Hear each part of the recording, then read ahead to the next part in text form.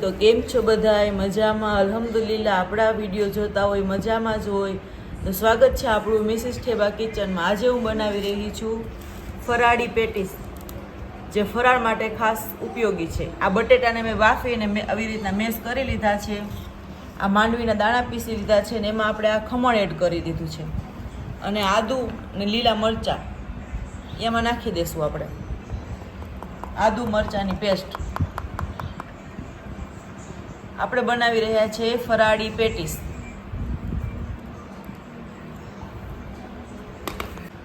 હવે આ મિક્સચરની અંદર આપણે સૂકેલી દ્રાક્ષ એડ કરી દીધી છે. આમાં કાજુ પણ એડ કરી શકો અને આ દ્રાક્ષ ને કાજુ નાખવું ઓપ્શનલ છે, પણ આનાથી આનો પેટીસનો સ્વાદ બહુ સરસ આવે છે. અને હવે આપણે આમાં નાખશું પીસેલી ખાંડ સ્વાદ અનુસાર. આ પેટીસની અંદર ખાટો, મીઠો અને તીખો બધો સ્વાદ સેમ રાખવાનો. હવે આપણે આમાં લીંબુ એડ કરી દઈશું. હું બે નંગ લીંબુ નાખું છું, તમે તમારા સ્વાદ અનુસાર નાખજો. હવે આપણે આમાં સમારેલું કોથમીર એડ કરી દઈશું.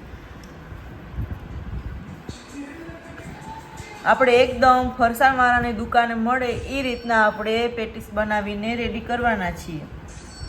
તો બનાવ્યો આપણા વિડીયોમાં.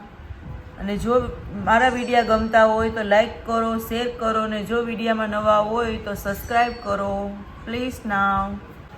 હવે આમે આપણા એક ચમચી નમક નાખી દઈશું અને આ જે બટેટા બાફીને રાખ્યા છે ને એનો માવો એડ કરી દઈશું.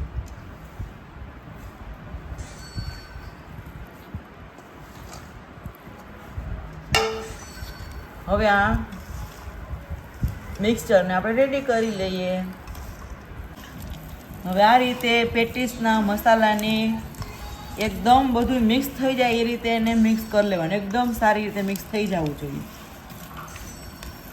આ બધો મસાલો આપણો મિક્સ થઈ ગયો છે, જોઈ શકો છો આપ. એવી સરસ ખુશ્બુ આવી રહી છે આમાંથી કે શું તમને હું વાત કરું. અને આ ફરાળ માટે તો સ્પેશિયલ ગણવામાં આવે પેટીસ. આને બફવાળા પણ કહેવાય.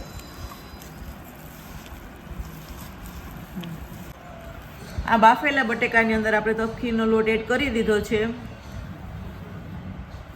હવે આ રીતે એને મિક્સ કરી લેવાનું. આ બફવાળાની ઉપરની લહેર તૈયાર થાય છે. લેયર, સોરી હું લહેર બોલી ગઈ.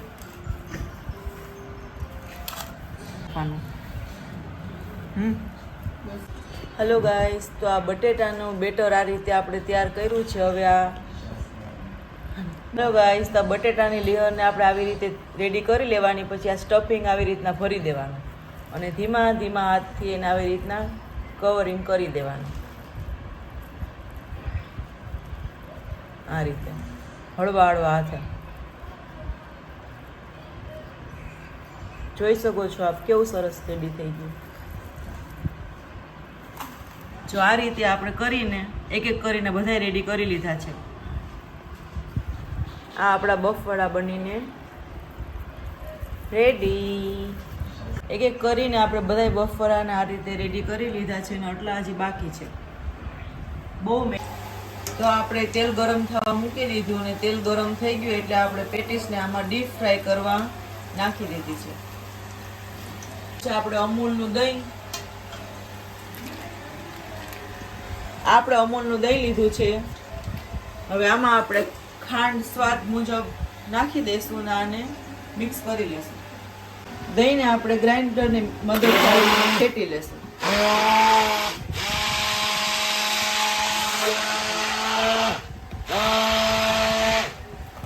આવું ખાટું જ રાખવાનું જેથી ખાવામાં મજા આવે. આ દહીંનો સ્વાદ ખાટું ને મીઠું આવવું જોઈએ. પેટીસને આ રીતની ડાઉન થઈ જાય ત્યાં સુધી તળવાની. આપણી પેટીસ તળાઈને રેડી છે. આપણે એને બાઉલમાં કાઢી લેશું. હવે આમાં આપણે દહીં એડ કરી દઈશું. ઠંડુ દહીં. દહીંને ફૂલ ઠંડુ કરી લેશો તો ખાવાની ખૂબ મજા આવશે. ઉપરથી આ મરચું પાવડર નાખવાનું, ધાણા જીરાનું પાવડર. આપણે ડેકોરેશન માટે આમાં બદામ એડ કરીએ છીએ પીસેલી.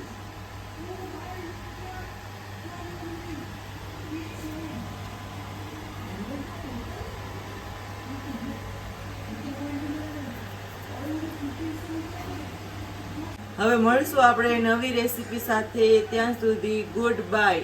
પોતાનું ને પોતાની ફેમિલીનું ધ્યાન રાખવાનું. અલ્લાહ હાફિઝ. ਮੁੰਡਿਆਂ ਦੇ ਤੋੜਦੀ ਆ ਦਿਲ ਡੀਸੈਂਟ ਮੁੰਡਿਆਂ ਦੇ ਤੋੜਦੀ ਆ ਦਿਲ ਹਬੀਬੀ ਮੇਰੀ ਜਾਨੀ